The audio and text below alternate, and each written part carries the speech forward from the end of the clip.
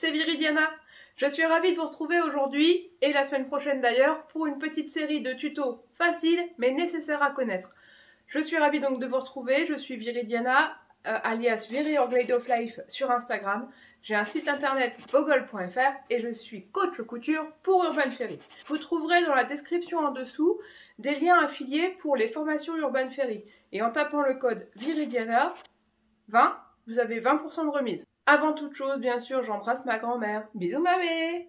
Et puis, c'est parti tout de suite pour le tuto des pinces simples. On y va!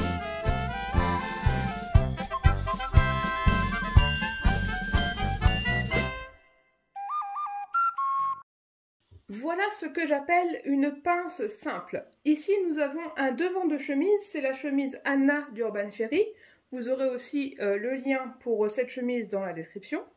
Et vous voyez, il y a une belle et grosse pince poitrine. Grosse parce que je fais une grande taille, mais belle parce qu'elle est vraiment bien formée. Et on voit ici très bien le chapeau de la pince qui fait que la couture est parfaite une fois que la pince est couchée. Alors, on s'imagine que j'ai la bonne pièce de tissu, que là j'ai mon droit fil le long de la patte de boutonnage et que ça correspond bien au droit fil de mon tissu. En premier, bien sûr, j'épingle le patron sur le tissu.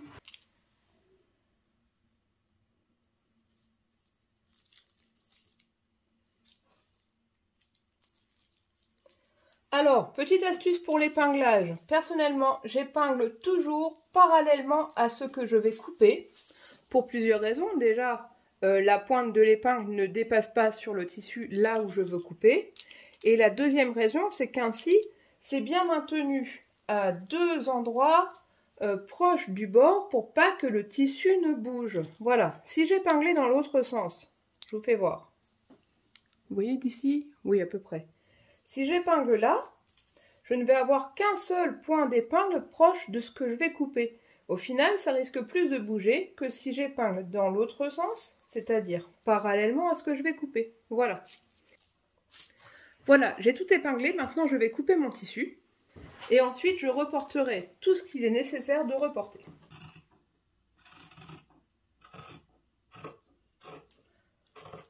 Quand on coupe le tissu, on essaie de le soulever le moins possible pour qu'il y ait le moins possible de déformation.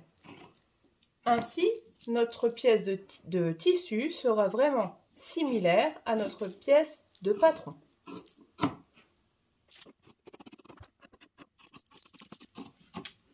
Voilà, surtout quand on coupe un tissu, on reporte tous les crans de montage. Ils sont extrêmement importants, même si ce n'est pas l'objet de la vidéo du jour. C'est-à-dire que là, je vais noter par un tout petit cran de 2 à 3 mm, pas plus. Il faut que ce soit tout petit rikiki, juste visible à l'œil. Hop, 2-3 mm. Je vous refais voir de plus près.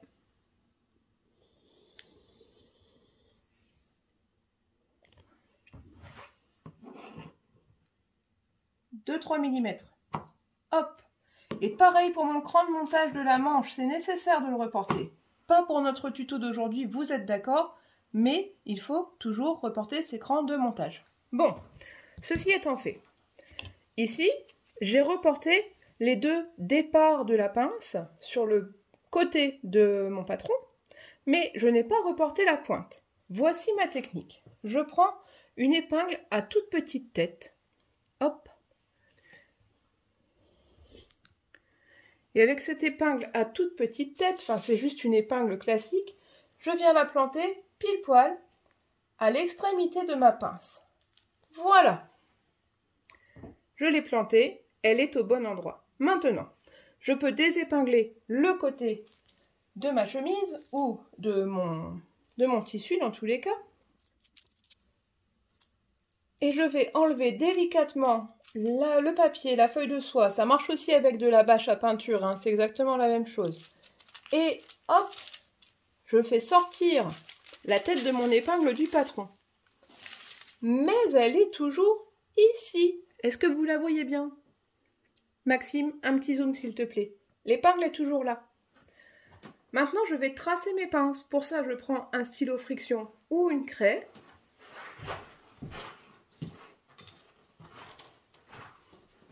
Et je prends ma règle préférée. Et je vais tracer. Donc là, on est bien sur l'envers du tissu. Vous savez, quand on coupe un tissu, on le plie toujours endroit contre endroit pour pouvoir tracer justement sur l'envers du tissu. Donc, de ma petite épingle jusqu'aux encoches que j'ai faites sur le côté, je vais pouvoir tracer un trait qui sera ma pince. Hop, jusqu'au petit cran de 3 mm que j'ai tracé ici. Je recentre. Vous voyez mieux? C'est un peu mieux. Ici, mon cran. Il est là. Et le deuxième, il est juste à l'intersection ici. Voilà. Donc, je place bien ma règle de la pointe de l'épingle jusqu'au petit cran que j'ai fait. Et je trace au stylo friction ou à la craie. Surtout, on n'utilise pas de bic. Le bic, ça ne s'enlève pas. C'est une catastrophe.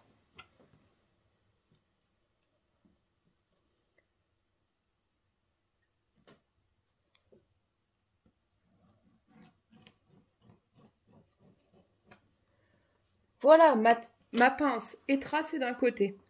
Je retourne mon tissu et je fais attention à ne pas bouger l'épingle. Elle reste bien à sa place.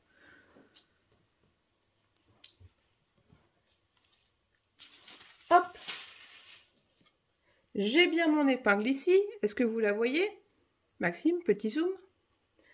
Et du coup, je vais pouvoir retracer la deuxième pince. Donc toujours de mes petits crans jusqu'à l'extrémité de l'épingle.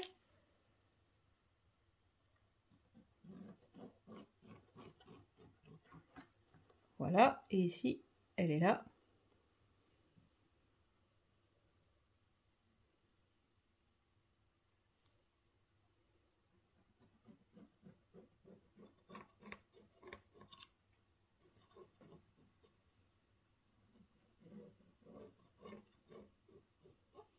Que vous ayez une grande pince à tracer ou une petite, la technique est absolument la même. Voilà, donc pour la pince simple, le traçage est terminé. Je peux enlever mon épingle cette fois-ci, mes pointes sont bien notées. Et je vais pouvoir épingler les pinces prêtes à coudre. Pour ça, j'attrape d'un côté la pointe de la pince, de l'autre côté la pointe du... comment on appelle ça? Le pied, je ne sais plus. La tête de la pince? Ouais, je ne sais plus. Et j'épingle mon extrémité, c'est là qu'il faudra que je m'arrête, ou en tout cas que je sorte du tissu. De l'autre côté, hop.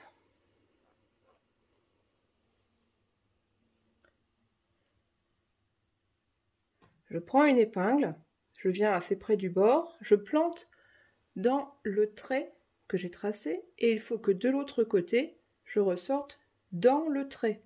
Écoutez, là, je suis pas mal, hein? Je suis pas mal. J'épingle comme ça. Et après, pareil, tout le long de mon trait de pince, je vais venir épingler trait sur trait. Je pique sur le trait, je dois ressortir sur le trait.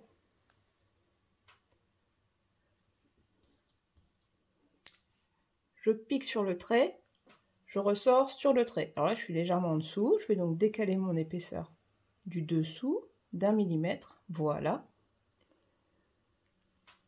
Une dernière. Hop.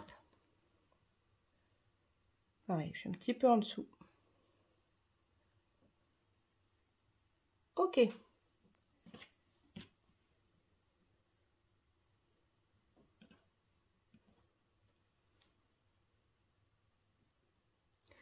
Et maintenant, à la machine à coudre, je vais commencer de ce côté par un petit point d'arrêt et je vais bien suivre mon trait jusqu'à la fin. Et à la fin, je vais venir mourir sur le bord du tissu. En fait, au lieu de sortir tout droit, vous me voyez? Oui. Au lieu de sortir tout droit comme ça, eh bien, je vais venir faire un petit arrondi et mourir là sur un petit centimètre pour vraiment adoucir cette courbe, d'accord? J'enlèverai l'épingle bien sûr pour finir à cet endroit-là. Mais il ne faut pas sortir tout droit, sinon ça va faire un angle, ça va faire une pointe. Et une pointe au niveau de la pointe du sein, bah, ça accentue vraiment l'effet, c'est pas forcément ce qu'on cherche. Il faut venir adoucir comme ça et mourir un peu sur le bord du tissu. Je prépare ma deuxième pince de la même manière.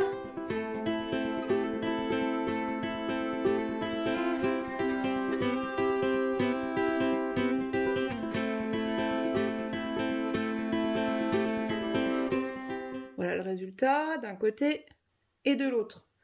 On se retrouve à la machine à coudre. Pour que vous voyez bien, j'ai pris un fil assez foncé, alors que mon tissu est clair. Voilà.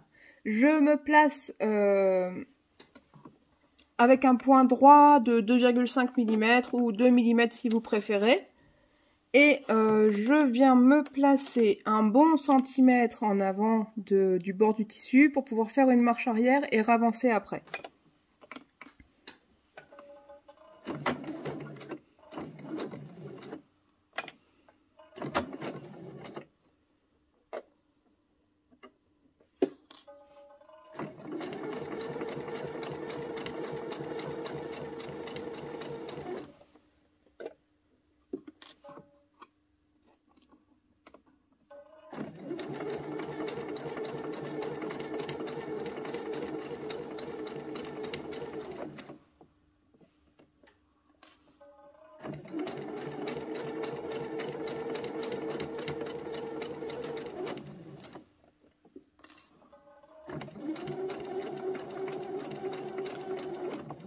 J'approche de la fin de la pince, je vais donc commencer une légère courbe pour pouvoir ressortir presque parallèlement au pli du tissu.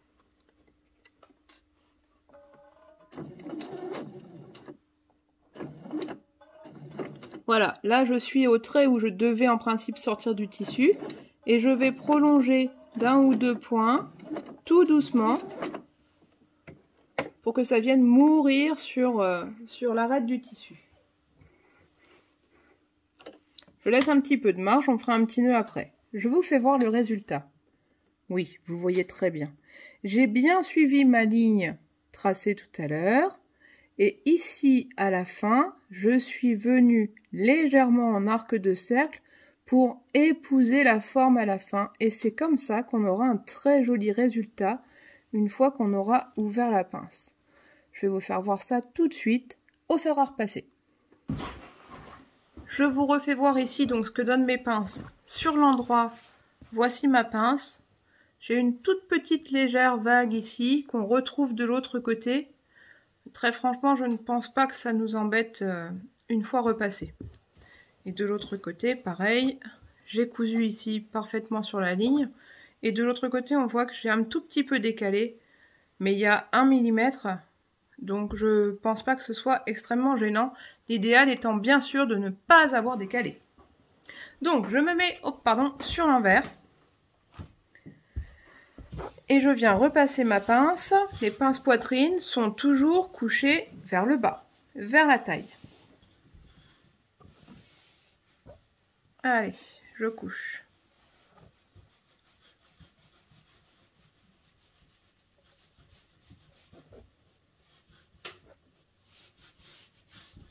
Mon fer n'est pas encore très chaud, mais assez pour effacer le trait aux frictions.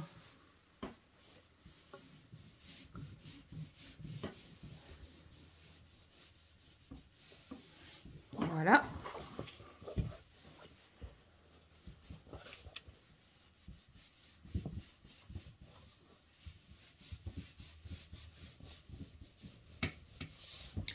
Bien sûr, quand on repasse, on fait en sorte qu'il n'y ait aucun pli qui marquerait encore plus le fait qu'il y ait une pince.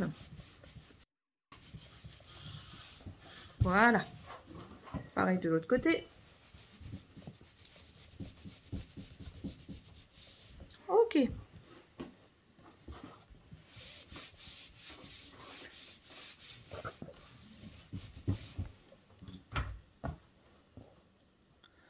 On est d'accord que ce n'est qu'un exemple, hein. En principe, elles sont plus écartées que ça, les pinces poitrine. Bon, Eh bien, je trouve que le résultat, hop, je vous le mets dans le bon sens, le résultat est plutôt bien. Vous voyez, il n'y a pas d'angle au bout de la couture, ça fait un petit arrondi et ça, ce sera parfait une fois posé.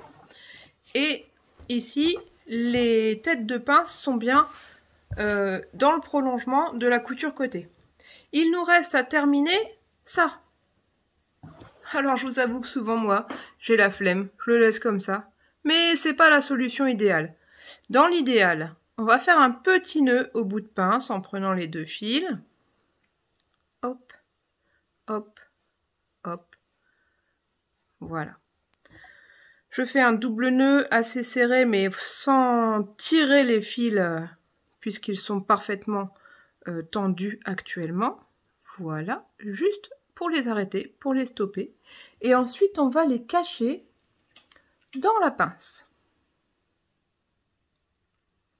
J'enfile sur une aiguille fine et je viens passer cette aiguille dans la pince. Hop, vraiment entre les deux épaisseurs. Suivant l'épaisseur de notre tissu, c'est pas si évident. Mais voilà, ça y est, j'ai réussi. Je le glisse dedans. Pareil pour le deuxième fil.